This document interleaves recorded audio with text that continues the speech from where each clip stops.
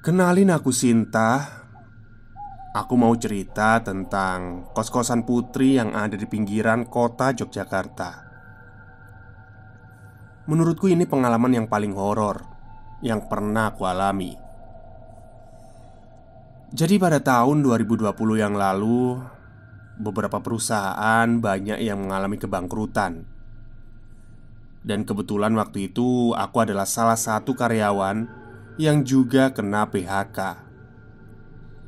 Sampai akhirnya aku mutusin lah buat nyari kerja lagi. Waktu itu pikiranku nggak muluk-muluk kok.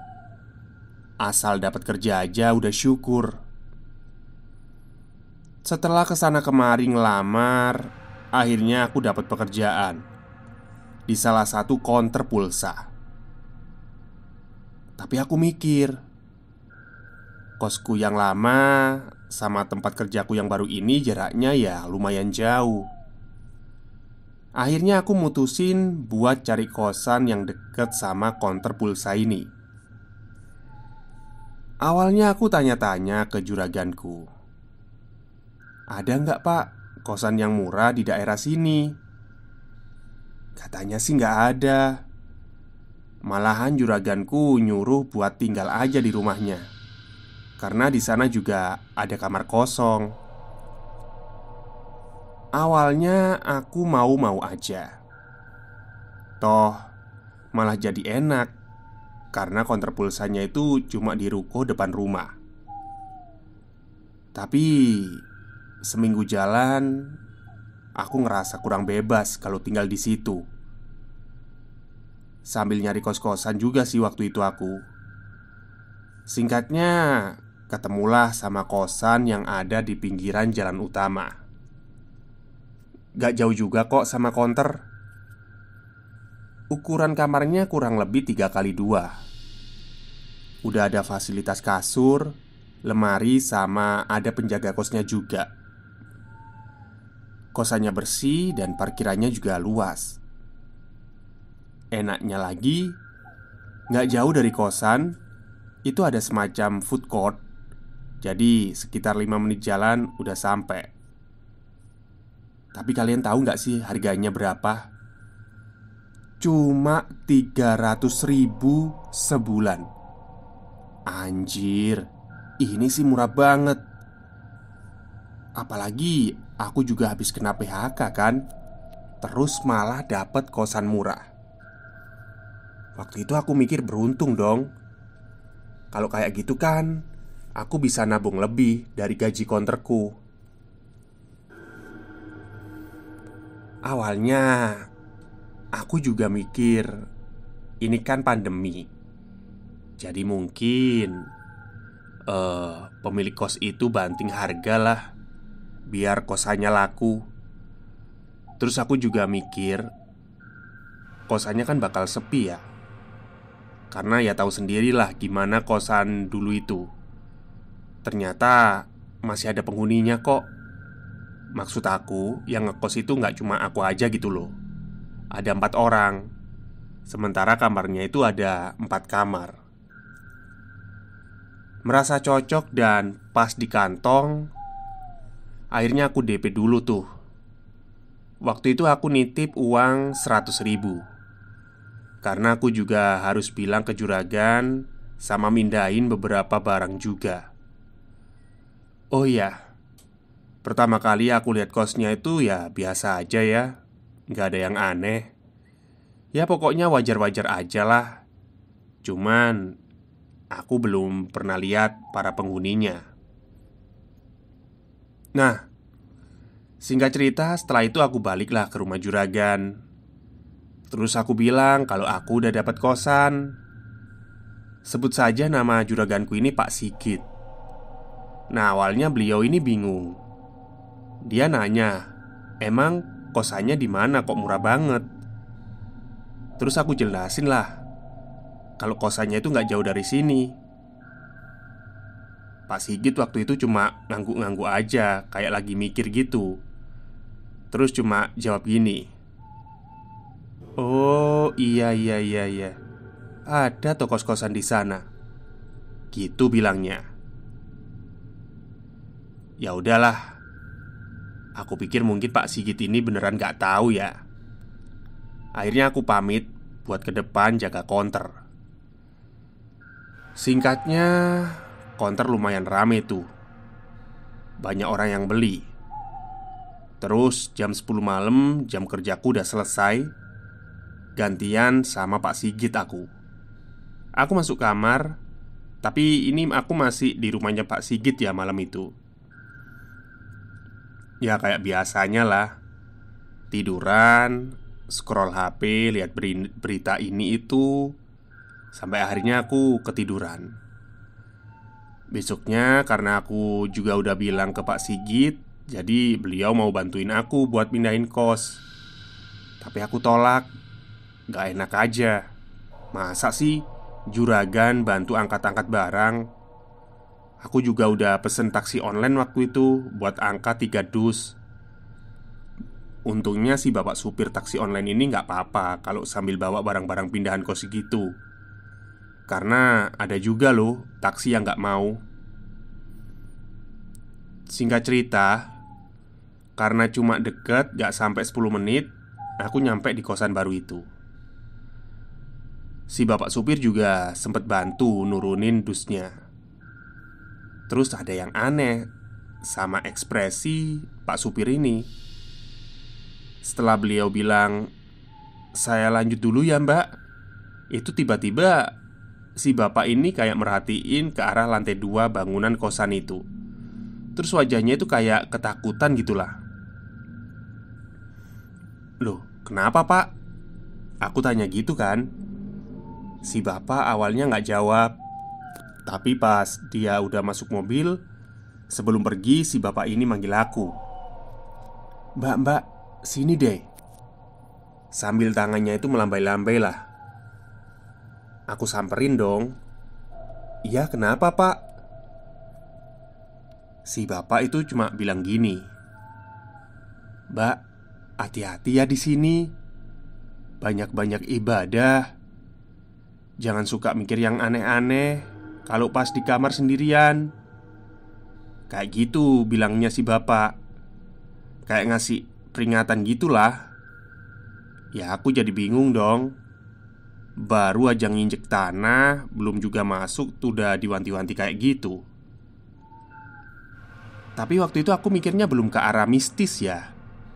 Mungkin karena lagi pandemi jadi ya si bapak ini ngasih tahu biar akunya itu nggak stres aja. Bismillah aja lah. Akhirnya aku terus masuk. Nah di situ aku disambut sama ibu-ibu yang punya kos ini. Terus si masnya yang jaga kos itu juga bantuin aku ngangkat-ngangkat dus. Si ibu ini sebut saja namanya Bu Ajeng. Beliau ini usianya 70-an, tapi wajahnya masih kelihatan awet muda. Terus pakaiannya itu beliau pakai baju kayak kebaya gitu. Ya kalian tahu nggak Raminten? Ya pokoknya kayak gitulah. Bajunya itu kayak Raminten gitu, yang punya usaha resto sama batik di Jogja. Cuman wajahnya itu wajah galak. Tahu nggak sih? Tapi nada bicaranya lembut kok. Malah Bu Ajeng ini ngomongnya juga pakai bahasa Jawa yang halus banget. Aku sama Bu Ajeng ngobrol-ngobrol bentar tuh di depan kamar. Karena pas pertama kali aku datang itu yang nyambut cuma si bapak sama mas-mas penjaga kos. Singkat cerita, barang-barang udah aku tata di kamar. Terus aku juga udah bersih-bersih. Akhirnya lanjut deh rebahan. Kebetulan waktu itu aku nempatin kamar nomor 4 yang paling belakang. Bulan pertama nempatin kos-kosan itu ya biasa aja ya. Aku juga nggak ngalamin hal-hal yang aneh. Sesekali juga aku ngobrol sama penghuni kos yang lain. Mereka kerjanya juga pada WFH waktu itu. Jarang keluar kamar kecuali kalau pas nyari makan. Intinya aku juga masih aman-aman aja. Bolak-balik kos ke counter juga nggak ada masalah. Tapi beberapa bulan kemudian, kalau nggak salah itu bulan ke-6 semenjak aku ngekos di sana. Tiba-tiba saja aku itu sering sakit-sakitan. Mulai dari penyakit kulit, kayak alergi merah-merah gatel gitu. Terus badan pegel-pegel. Padahal ya kerjaanku cuma duduk, ngelayanin orang beli pulsa atau pakai data gitu ya. Yang mana menurutku itu nggak berat loh. Awalnya sih aku ke tukang pijet, karena benar-benar aku itu ngerasa udah nggak kuat lah sama capeknya. Tapi kalau dirasa-rasa itu ya aku juga nggak kena covid juga loh. Kan dulu indikasinya flu nggak sembuh-sembuh ya, demam gitu ya. Terus nggak bisa nyium atau muntah-muntah. Tapi aku nggak ngerasa kayak gitu. Ya cuma capek aja terus kayak ya gatel-gatel lah. Nah, waktu dipijet, si ibu yang mijet ini basa-basi. Ya nanyain ngekos di mana, terus asalnya dari mana, terus kerja di mana. Terus ujung-ujungnya pas tahu aku ngekos di sana itu si ibu bilang gini, "Betah nggak mbak ngekos di sana? Nggak diganggu?" Nah, aku jadi kepo dong. Penasaran kan? Terus aku cerita soal kejadian aneh di kos kayak yang sakit-sakitan itu. Malah si ibunya itu nyuruh aku buat pindah aja. Yang nunggu di kos itu suka sama mbaknya, mau diajak ke alamnya katanya. Waduh, kok gini ceritanya? Tapi aku masih nganggep ya itu hal biasa aja ya waktu itu. Nggak takut-takut amat lah, masih santai. Habis selesai pijet, aku langsung pulang. Nah, habis diceritain itu sama si ibu tukang pijit, selang 3 hari kalau nggak salah, barulah aku ngalamin kejadian serem banget. Jadi waktu itu kejadiannya habis pulang kerja ya.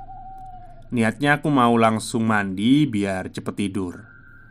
Pas keluar kamar, nutup pintu, ngunci pintu, di ekor mataku itu aku ngelihat kayak ada mbak-mbak yang lagi berdiri di depan kamar nomor 1.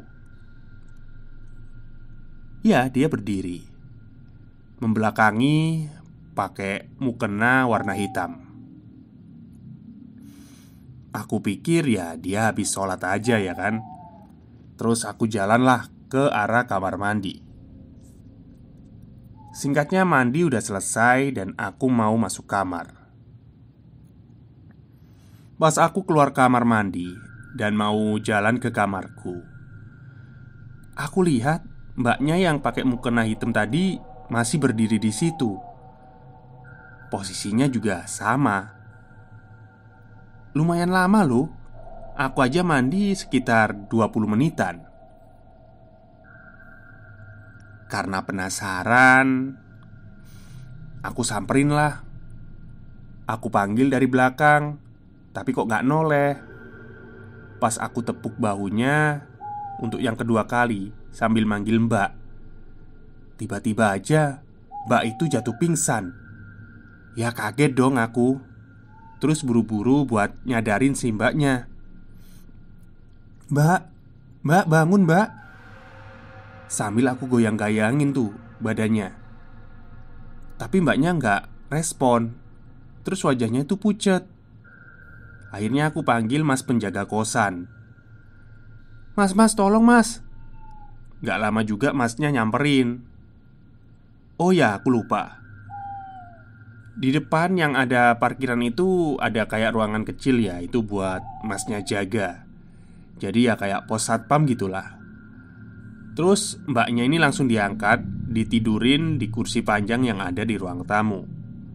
Aku bilang ke masnya, mau ambil minyak kayu putih di kamarku. Tapi pas aku keluar kamar dan mau nyamperin mereka di ruang tamu, itu tinggal cuma masnya aja. Aku tanya dong, "Loh, mbaknya tadi kemana mas?" Katanya sih udah masuk kamar. Oh ya udahlah, yang penting udah sadar. Habis bilang makasih, aku langsung masuk kamar. Nah, malamnya sekitar jam 9-an, aku itu ngedenger kayak ada orang nangis. Nangisnya tuh kayak sedih banget.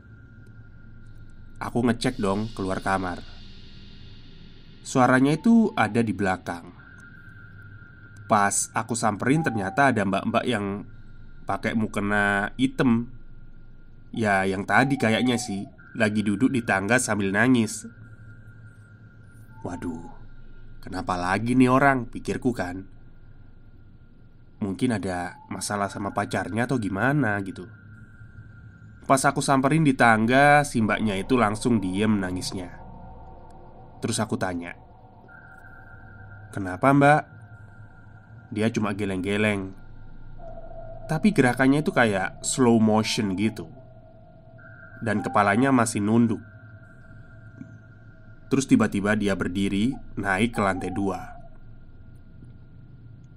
Di situ aku langsung sadar. Lah, bukannya di lantai 2 itu kosong ya, nggak ada orang. Tapi waktu itu aku masih mikir pakai logika ya. Takut kalau nanti mbaknya malah kenapa-napa. Ya langsung aja aku ikutin naik ke lantai 2. Buset, begitu nyampe di lantai 2, gelap banget. Masih ada sih satu lampu yang nyala tapi redup. Dan mbaknya tadi juga hilang gak tahu kemana. Terus gak lama ada angin kecil nabrak badanku. Asli, aku merinding banget waktu itu. Buru-buru aku turun. Pas nyampe dapur dan mau jalan ke kamar, tahu nggak? Mbaknya yang pakai mukena tadi tuh lagi nutup pintu kamarnya dan jalan ke arahku. Aku sempat diem beberapa saat sambil merhatiin mbaknya. Sebelum akhirnya si mbaknya ini nyapa aku. "Loh, Mbak Sinta dari mana?" Aku yang bener-bener stuck di tempat, gak bisa ngejawab. Terus mbaknya tadi bilang, "Udah makan belum mbak? Mau makan Indomie bareng gak? Aku bawa 2 nih mie gorengnya." Waduh, kok gini sih? Terus mbaknya nepuk aku lah. Mbak Sinta, kok malah ngelamun?" Saat itu juga aku langsung minta penjelasan. Enggak, maksudnya gini mbak, kamu tadi nangis kan? Ngapain nangis?" Aku nunjuk tangga. "Terus kamu tadi naik ke lantai 2. Sekarang di sini turunnya lewat mana?" Oh ya lupa, namanya Mbak Dini. Nah, Mbak Dini ini bingung pas aku tanyain seperti itu. Dia bilang kalau dia habis kelar ngerjain kerjaan dan baru aja selesai sholat isya. Dan ini pun baru keluar kamar mau masak Indomie karena lapar. Dia bilang gitu. Gak mungkin dong. Jelas-jelas aku tadi ngelihat sendiri kalau Mbak Dini pingsan terus nangis di tangga, terus naik ke lantai 2. Aku ngotot bilang gitu. Tapi Mbak Dini ini juga ngotot kalau dia baru aja keluar kamar. Lah terus yang tadi siapa mbak? "Masa setan?" katanya sambil nyalain kompor gas. Malam itu aku bener-bener lemes. Gak berani masuk kamar. Aku nungguin Mbak Dini masak mie. Ya, akhirnya kita makan mie berdua di kamarnya Mbak Dini. Aku ceritainlah semuanya yang aku alami tadi. Tapi Mbak Dini kayak biasa aja gitu dengernya. Malahan dia bilang kayak gini, "Udah biasa mbak di sini. Kalau besok ketemu lagi ya gak usah dikepoin lah." Dan akhirnya malam itu aku nggak berani balik ke kamar. Aku tidur di kamarnya Mbak Dini sampai pagi. Oke, aku singkat aja lah, biar ceritanya cepet. Nah, setelah kejadian itu, kita semua, aku, Mbak Dini, Mbak Anita, dan Mbak Sekar, mengalami kejadian-kejadian yang bisa dibilang mengerikan lah. Ini aku ceritain satu-satu dulu ya, mulai dari ceritanya Mbak Dini. Halo, aku Dini. Ya, betul sekali apa yang dikatakan Sinta waktu itu. Setelah Mbak Sinta cerita waktu itu, aku juga mulai digangguin. Sebenarnya di sini aku juga penghuni kos yang paling lama. Lalu sebulan kemudian masuklah si Anita sama Sekar. Itu sebelum pandemi. Dan yang terakhir itu Sinta pas pandemi. Aku langsung cerita ke bagian yang paling nyeremin aja deh. Jadi waktu itu aku habis pulang kerja malam sekitar pukul 10-an lah. Nah, aku kan mau mandi tuh karena badan udah lengket banget. Aku kerja di perbankan, tapi swasta, bagian nyari nasabah pinjaman. Pas nyampe di kosan aku langsung mandi. Waktu itu kamar kosan full, 7 kamar isi orang semua. Belum ada lantai 2, tapi tangga ke lantai 2 udah ada. Cuma atasnya itu ditutup pakai kayu lembaran gitu deh, kayak triplek. Nah, mau percaya atau nggak percaya, ya sekarang bayangin aja deh sekarang. Kita semua pada di dalam kamar masing-masing tuh waktu itu. Seingatku, kita semua ada di kos. Nah, tiba-tiba pintu daun, maksudnya daun pintu ya ini ya, daun pintu kamarku itu ada yang mainin. Ceklek, ceklek, ceklek gitulah. Kayak berusaha bawa masuk, tapi pintunya kan aku kunci, nggak bisa. Sewajarnya orang ya harusnya pasti bilang dong, halo atau apalah, salam lah. Pas aku jawab, siapa? Tapi ternyata nggak ada jawaban. Malah mainin handle pintu itu. Duh, siapa sih? Sambil aku panggil satu-satu namanya tapi nggak ada yang nyaut. Nah, akhirnya aku langsung bangun dong, terus jalan ke pintu. Siap-siap buka pintu. Terus, dan bener aja, handle pintunya tuh dimainin lagi, ceklek-ceklek gitu. Langsung aja aku buka sambil marah-marah. Pas aku buka, ternyata di depan kosong gak ada orang. Dan yang lebih mengejutkan lagi, kita bertujuh itu posisinya sama, lagi pada buka pintu kamarnya masing-masing, sambil kepalanya itu nongol keluar ya kami ya. Jadi kita semua itu otomatis pada lihat-lihatan dong. Akhirnya kita keluar kamar semuanya, terus ngumpul di ruang tamu bertujuh. Waktu itu kita langsung nyamperin mas-mas penjaga kosan lah. Kita interogasi dia. Tapi dia juga merasa gak ngelakuin itu. Soalnya kalau di logika kan ya gak bakal masuk akal sih.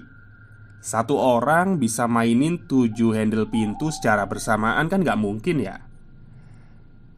Nah, akhirnya kita bertujuh sepakat lah buat tidur di salah satu kamar. Tapi pas masuk itu jadi sumpek karena kamarnya kan ukurannya kecil ya. Pas aku bilang dibagi 2 aja kamarnya, mereka pada nggak mau. Ya udah, mau nggak mau kita bertujuh pindah ke kamar nomor 5. Waktu itu kamarnya Sally, karena kamarnya Sally ini nggak ada barang-barangnya, cuma kasur sama lemari doang. Soalnya Sally ngekos di sini tuh cuma buat singgah aja kalau pas dia ada dinas di daerah sini. Ya udah deh, kita tidur dempet-dempetan. Ya walaupun lebih longgar dikit lah ya, karena nggak ada barang-barang. Ini nggak cuma 1 atau 2 orang aja yang dengar waktu itu ya. Jadi waktu itu ketika ada di kamar, kita bertujuh itu dengar ada suara cewek nangis. Kita langsung hening tuh waktu itu di kamar, sambil dengerin suara orang nangis itu. Sambil bisik-bisik, "Itu siapa sih yang nangis?" Wah, pokoknya waktu itu aku mau pindah kosan aja lah. Lama tuh kita denger suara orang nangis, sampai akhirnya berhenti. Tapi gak lama ada bayangan mondar-mandir di depan kamar. Aku mikirnya itu mas penjaga kan. Aku langsung manggil tuh, Mas Didi bukan ya?" Gak ada jawaban, tapi tetap bayangan itu mondar-mandir. Kelihatan kok dari bawah pintu gitu ya. Aku langsung ambil HP di saku dan nelpon Mas Didi. Mas lagi di mana?" Tahu nggak apa jawaban dari Mas Didi? Dia bilang gini, "Halo mbak, iya kenapa? Ini saya lagi beli rokok di warung. Ada apa mbak?" Panik dong. Terus aku bilang gini, "Mas, buruan balik dong. Ini ada orang mondar-mandir di depan kamar." Mas Didi jawab, "Mana mungkin mbak, pintunya udah saya kunci dari luar kok." "Enggak mas, cepetan pulang. Tapi jangan ditutup teleponnya." Akhirnya Mas Didi pulang tuh, naik motor. Suara anginnya kedengeran. Gak lama dia nyampe sambil teleponan, buka pagar, masukin motor. Terus dia bilang gini, "Mana malingnya mbak? Di lorong gak ada orang kok." Habis bilang gitu, kita semua rame-rame keluar kamar, nyamperin Mas Didi. Aku ceritain semuanya ke dia, tapi dia gak percaya orangnya. Sampai akhirnya kita nyuruh Mas Didi buat nunggu jaga di ruang tamu aja. Kursi digeser ngadep ke jalan atau lorong kamar. Dan Mas Didi kusuruh duduk di situ. Apakah sudah selesai?